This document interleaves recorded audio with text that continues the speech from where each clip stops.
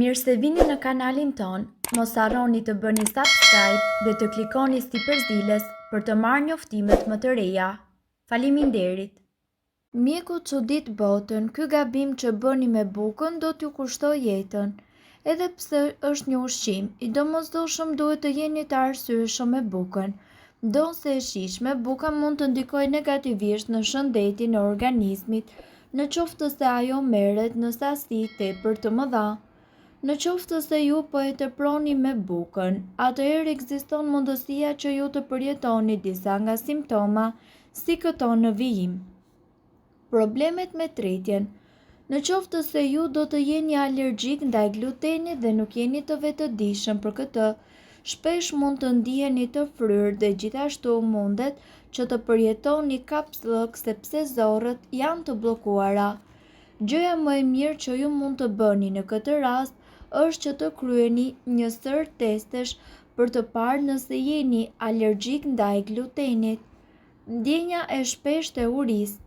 Drithrat shumë të rafinuara të cilat përdoren për të bërë bukë të bardhë dhe ushqime të tilla si gjevrek, shkopinje dhe biskota do të ndikojnë në trup duke ju detyruar ju që të hani akoma edhe më shumë ushqime të pasura me sheqerna. Pasoja është shtimi i kilogrameve të tepër të cilët munden që të shmangen lehtësisht nëse kaloni tek produktet me drithra të plota. Një studim shkencor gjithashtu vërtetoi se produktet me drithra të plota munden që të ndihmojnë në humbjen e yndyrës së barkut, të marrë nga drithat e rafinuara sepse ato përmbajnë më shumë vitamina dhe minerale. Ekzistojnë disa lloje dhe shije të ndryshme bukësh, por shpesh marrim mesazhin se nga pikpamja ushqyese buka është shumë e keqe. Ka dieta të tëra të cilat përqendrohen tek shmangja e saj dhe karbohidrateve të tjera, duke vënë në vështirësi persona që mbi të gjitha i preferojnë ato. Por, a është kjo e nevojshme? Ne këtu do t'ju tregojmë përgjigjen që thonë ekspertët. Buka dhe karbohidratet. Disa besojnë se buka duhet që të shmanget plotësisht, por ju duhet të dini se buka nuk është krejtësisht e pavlerë. Ajo përmban vlera të shumta ushqyese. Buka mund të jetë një pjesë e një diete apo regjimi ushqimor të ekuilibruar dhe njëkohësisht ju duhet të dini se karbohidratet janë vendimtare për një shëndet të mirë. Drithrat të cilat të gjenden tek buka munden që të parandalojnë diabetin e tipit 2, sëmundjet kardiovaskulare, sëmundjen kolorektal, pankreasit dhe stomakut. Trupi juaj ka nevojë për karbohidrate në mënyrë që të funksionojnë. Ato janë ushqim për trurin. Nëse vini re sa herë që nuk konsumoni karbohidrate mund të ndiheni të plogësh dhe thjesht të mos keni shumë energji. Në qoftë se jeni duke kërkuar për bukën më të shëndetshme, ka shumë faktorë të cilët duhen marrë parasysh, si lloji që blini, me çfarë shoqëroni dhe sa e ekuilibruar është marrëdhënia juaj. A ka ndonjë lloj buke e cila është më ushqyese se të tjerat? Kjo varet nga lloji që ju kërkoni, prandaj është gjithmonë e rëndësishme të përcaktoni qëllimet tuaja shëndetësore. Çfarë do të thotë e shëndetshme për ju? Për shembull, buka e grurit ofron më shumë vitamina, drithra dhe fibra dhe ato kanë më pak ndikim negativ në luhatjen e sheqerit në gjak, gjë e cila mundet që të jetë tepër e dobishme për njerëzit të cilët kanë një rezistencë ndaj insulinës. Por disa njerëz thjesht kanë një preferencë të fortë për bukën e bardhë dhe nëse krahasoni përbërësit në etiketën ushqimore do të vini re se të dyja llojet nuk kanë shumë ndryshim. Për ata të cilët kanë shqetësime për shëndetin e zorrëve ose që duan shijen e bukës së bardhë të parafinuar së tepërmi, munden që të provojnë bukën e bardhë me brumë të thartë. Brumi i thartë fermentohet, një proces i cili mundet që të jetë tepër i dobishëm për mikrobiomet e zorrëve dhe në qoftë se buka që keni është me të vërtetë e përbërë nga një brum i fermentuar, ju mund të jeni në gjendje ta tresni glutenin akoma edhe më lehtë. Për te i lloj të bukës, ju duhet gjithmonë që të shikoni përbërësit e saj. Sipas ekspertëve, ju duhet të kërkoni për mielin, ujin, kripën dhe majan. Nëse jeni duke kërkuar më shumë fibra, buka e përgatitur me drithra të plota është mënyra më e mirë, prandaj duhet të kërkoni për një bukë me fara. Po buka dietika apo me pak karbohidrate, ekspertët e ushqimit nuk e këshillojnë. Zakonisht ato kanë më shumë përbërës të shtuar dhe të panevojshëm për t'i dhënë atyre më tepër shije. A duhet që të konsumoni karbohidrate? Në qoftë se ju jeni të shqetësuar për sheqerin në gjak, atëherë buka mundet që të jetë një pjesë e një vakti të ekuilibruar nëse shtoni yndyra dhe proteina të shëndetshme. Karbohidratet nga ana tjetër, si ato të cilat gjenden në bukë, munden që t'u japin një rritje të shpejtë e energjisë e cila ulet nëse ju do ta konsumoni bukën e thatë, por shtimi i proteinave dhe yndyrave gjithashtu ndihmon në ruajtjen e niveleve të sheqerit në gjak.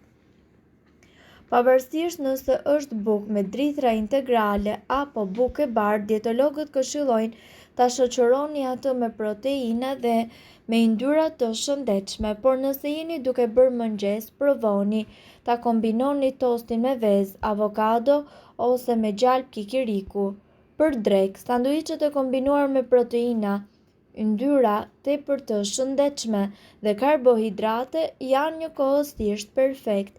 Dhe në qoftë se ju konsumoni një sallatë të madhe me proteina për darkë, atëherë ju mund të shoqëroni gjithmonë karbohidrate si një copë bukë. Gjithashtu ka të bëjë edhe me ekuilibrin. Sipas ekspertëve, buka është ajo e cila nuk duhet të mungojë kurrë në regjimin ton ushqimor. Sipas ekspertëve, ajo që është më e preferuar është buka e bardhë për shkak të butësisë dhe shijes, e cila shkon pikërisht me çdo gjë. Por mund ta përgatisni dhe ta shijoni sipas dëshirës tuaj, por çfarë thonë ekspertët mbi konsumimin e tepërt të saj? Në këtë video ne do t'ju tregojmë gjithçka që ju duhet të dini mbi efektet e kësaj buke të dashur në organizmin tuaj. Probleme me tretjen.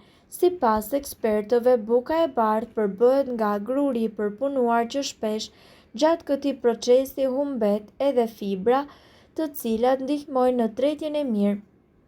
Me fjalë të tjera, trupi juaj nuk ka mjete të duhura për ta tretur këtë bukë dhe duke e lënë atë të ngurtë dhe njëkohësisht tepër të patretur për një kohë më të gjatë në stomakun tuaj. Sipas ekspertëve, mund të keni dhe ngritje të nivelit të sheqerit në gjak. Ushqimet me bazë brumin e bardhë, pra grurin e përpunuar, janë shumë glicemik, që do të thotë se ato e lëshojnë shumë shpejt glukozën në trupin tuaj. Kështu ju mundet që të përjetoni një rritje të papritur të nivelit të sheqerit në gjak. Kjo është veçanërisht e rrezikshme për personat të cilët vuajnë nga diabeti, pasi rritja e nivelit të sheqerit në gjak shpesh nga këto produkte është e shpejtë dhe kështu krijohet ajo e cila quhet gjendja hiperglicemike, ku nivelet e glukozës mbeten të larta, duke dëmtuar kështu zemrën tuaj, shëndetin mendor apo veshkat. Sipas ekspertëve, gjithashtu mund të ndodhi dhe shtimi në peshë. Me të gjitha efektet anësore që ne tashmë i renditëm, shtimi në peshë është i paevitueshëm. Sheqeri i lartë tek buka e bardhë dhe mungesa e fibrave e bën këtë ushqim shumë kalorik dhe i cili mundet që t'ju shëndosh sa më shpejt. Probleme me fytyrën.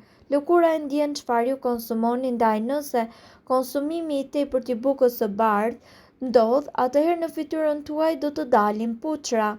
Mirëpo duhet të dini, informacionet në këtë video kanë për qëllim të plotësojnë dhe të mos zëvendësojnë këshillat e mjekut tuaj dhe nuk kanë për qëllim të mbulojnë të gjitha përdorimet e mundshme, masat paraprake, ndërveprimet ose efektet negative. Informacionet në këtë video mund të mos I përshtaten rrethanave tuaja shëndetësore, prandaj para përdorimit konsultohuni me mjekun tuaj. Nëse ndonjë prej këtyre përbërësve ju shkakton alergji, e mira është që të mos I përdorni këto receta të mjekësisë alternative. Nëse doni të dëgjoni video tona që ne postojmë çdo ditë, kliko subscribe. Ju ftojmë gjithashtu të bëni like në video tona nëse I keni dëgjuar dhe pëlqyer ato. Faleminderit që e pat videon ton. Shpërndajeni këtë video në profilin tuaj në mënyrë që të informohen edhe shokët tuaj. Faleminderit.